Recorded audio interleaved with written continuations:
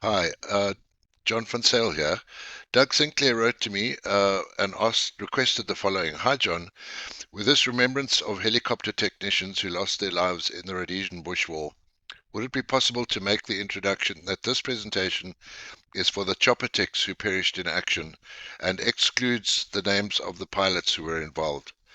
I hope that a commissioned officer will come forward to give a remembrance for the pilots who lost their lives on 7 Squadron duties. I'm also aware of the difficulties of copyrights and appreciate it if you could have the background music of If I Was a Blue Job Up in the Sky during the showing of the introduction photographs listed below.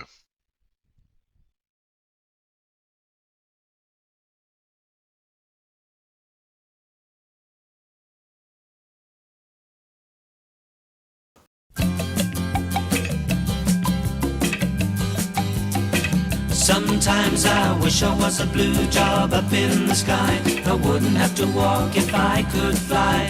But I'll be a brown job until I die, with 10 years to go in the RLI.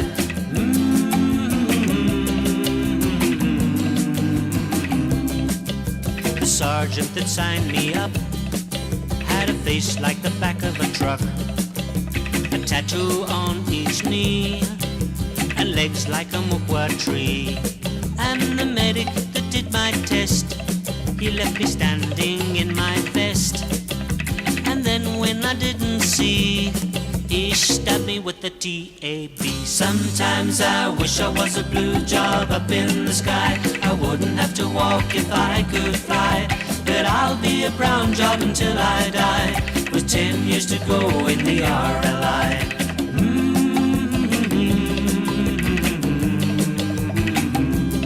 Down at the quartermaster store, I said I'd take size 4. They gave me size 3 for sports. It was a pair of open neck shorts. I was in the cookhouse queue, waiting for my beans and stew. The cook just winks at me and slips the blue stone in my tea. Sometimes I wish I was a blue job up in the sky. I wouldn't have to walk if I could fly. But I'll be a brown job until I die, with 10 years to go in the RLI.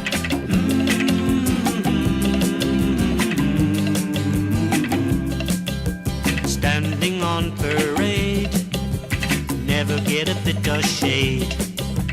Out in the blazing sun, with the temperature 101. And you know there's nothing worse than doing the assault course, when the sweat is running free and it smells like a chibuli. Sometimes I wish I was a blue job up in the sky. I wouldn't have to walk if I could fly. But I'll be a brown job until I die, with 10 years to go in the RLI.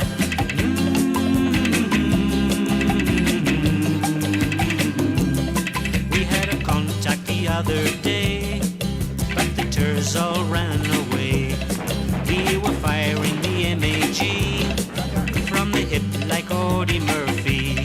So if I go up in a puff of smoke, it's better than being a slope or a fuss from the BSAP. I'd very much rather be me. Sometimes I wish I was a blue job up in the sky. I wouldn't have to walk if I could fly. But I'll be a brown job until I die, with 10 years to go in the RLI.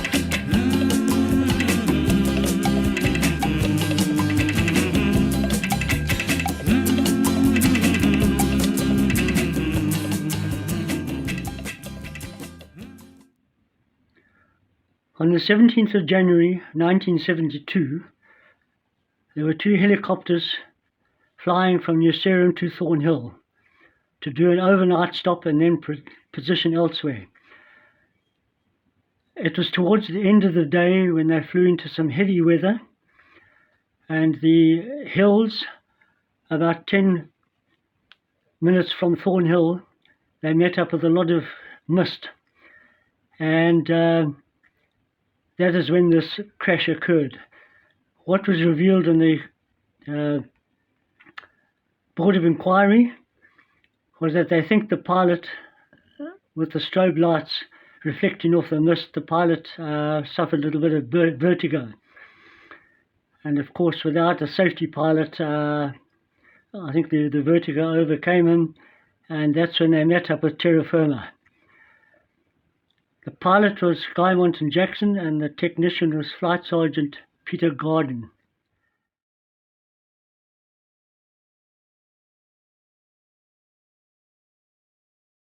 The next day, the other helicopter, who the technician was Roy Stewart, tall Roy Stewart that is, they went back to the scene to look for the devastation of the helicopter. On the 21st of February 1973, Tinker Smithdorf, a.k.a. Tinker Smithdorf, his name was Conrad, was flying with Flight Lieutenant Smart, and they went off to do whatever that task was and crashed. It took 3 days to find that crash site, because when they had discovered who the crash site was, it was way off their flight path, and there were suspicious circumstances about this, why that had been. And there have been rumours that Flight Lieutenant Smart was involved with Ken Flower at ComOps. On the 1st of September 1976, Pat Graham was killed in action in the Chipinga area. Unfortunately, I don't have much information on the circumstances of this, and all I know that his pilot was Mike Borlace. On the 1st of September 1976, Beef Belstead, A.K. Beef, he was an armourer with the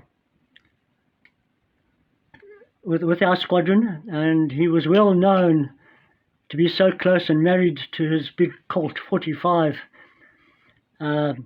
weapon that he carried around with him the whole time. The AK round had found its target in the jugular artery of Beef's neck, and Nick Stellantis took his place in the blood-shattered cockpit after that. That was an unlucky incident because the aircraft itself had not taken any bullet strikes. In May 1997, Sergeant R. Nelson, Rob lost his life when he had to abort from a burning helicopter. Small arms round, as the inquiry looked into it, had hit the little refueling rig that you carried. We called it a putt-putt, and this ignited the fuel of that putt-putt, and in turn that fire transferred to the main tank of the helicopter, which was right next to the putt-putt. This created a huge inferno and created problems there. It appears that Rob aborted the helicopter at about an altitude of about 300 feet, so there was no hope for his life, and some of the troops on board the helicopter actually hung outside the helicopter from the steps to avoid the flames. The helicopter was landed successfully by Roger Watt, and that allowed the blokes on board to free themselves, besides Rob.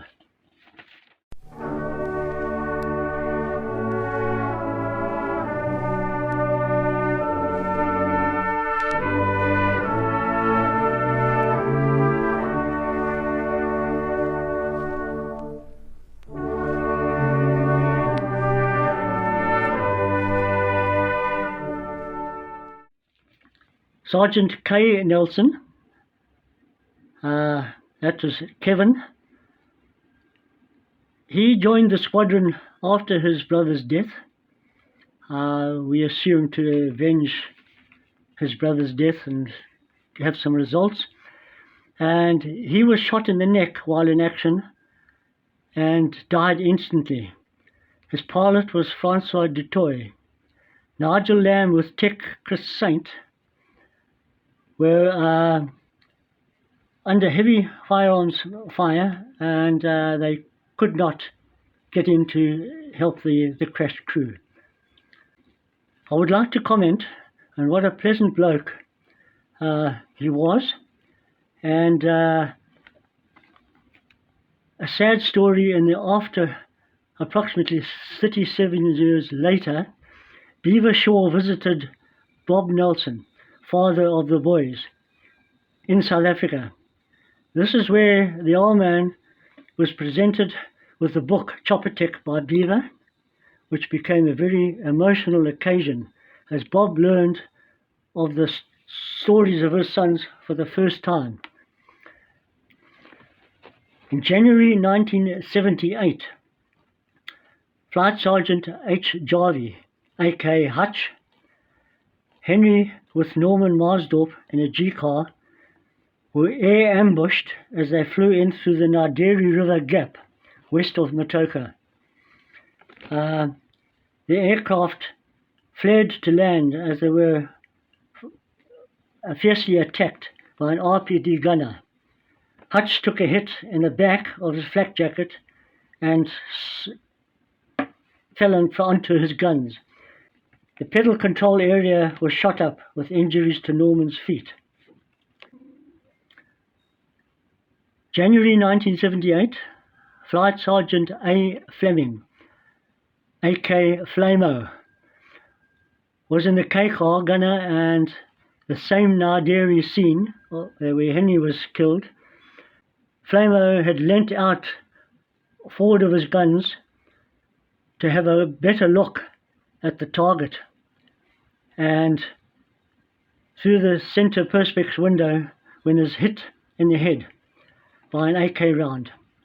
His pilot was Chaz Goatley. I just want to explain that there's been some queries why Ian had the name Flamo. Well, earlier on in Thornhill, as everyone knows, Flamo was a armourer, and they had been working with provosts who were doing Frantan attacks at, routines at Katanga Range. And this provost came back with a hang-up. So the Frantan bomb was still hanging under the wing of the provost. Anyway, the three technicians went in to disarm and lower the Frantan. Now, this happened very quickly before the pilots had got out of the cockpit. There was Bob Breakwell and Ian Fleming and Steve Stead, who were trying to disarm this Frantan and lower it from the wing when it exploded. And they were all covered with the gel of the Frantan burning. Ian took off in panic, in flames, across the hard standing towards the security fence of Thornhill, and just screaming as he was running in panic. Another person, I can't remember who it was, and I saw this and took chase after Ian. We rugby tackled him on the grass area near the fence of Thornhill to bring him down and try and subdue the flames and put them out. After that incident, that was when Ian was called Flame Out, and then that was abbreviated to Flame-O, and that stuck with him for the rest of his life. January 1979, Corporal A. Turner lost his life in an Alouette in a mid-air collision with another Alouette. It happened that one aircraft was on top of the other, and neither of the pilots had seen each other, and the one, his rotor blades went up into the belly of the other, and that was a fatal crash for both aircraft. Just want to mention that Corporal Turner was an apprentice from Air Rhodesia, where he was the blue-eyed boy in the hangar across the runway. At the same time, January 1979, Corporal Brian Cutmore, who was in the other aircraft, lost his life in the same collision. As I said, the one chopper went up into the belly of the other. Brian was known as a complete, absolute gentleman of note in the Air Rhodesia engine workshop. This was a great loss of 2 helicopters and crews all in one day. September 1979, Sergeant G. Carter, Gary, was behind a 20mm cannon with his pilot Paddy Bate, and the KCAR commander Major Bruce Snelgar, all perished in action. Cocky and the Lynx found the campsite just inside the border and called the fire force, and with this reaction, the LO flew into the wires and met their fate. Very unfortunate they couldn't get to the scene and sort out the action. On the 5th of September 1979, Alec Wesson, aka Frankie, he was on 7th Squadron, where he was a chopper technician, and he was transferred to 8th Squadron using the Bell helicopter choppers known as the Cheetahs in the Rhodesian Air Force. It was on Operation Urich in the Mapai area of Mozambique when the aircraft he was in was flaring out to a call of a casevac of one of our own troops. And as he was flaring out, an RPG rocket was fired at them, and it sounded it was a direct hit in the area of where the tech was positioned. And the pilot was Dick Paxton. He got out with minor injuries, and the blokes on the ground who requested the casevac helped him to safety.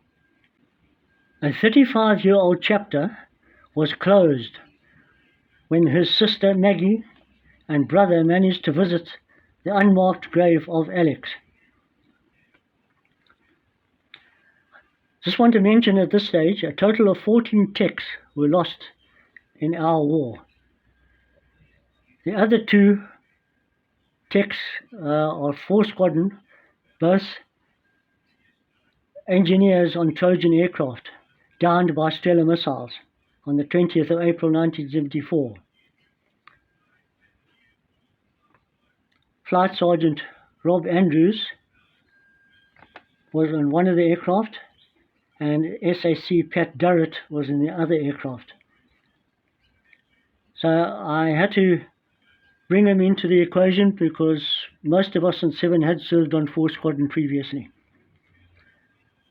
At this stage, I'll just say, with all those technicians, may they rest in peace. And we will join you up in that big hangar someday.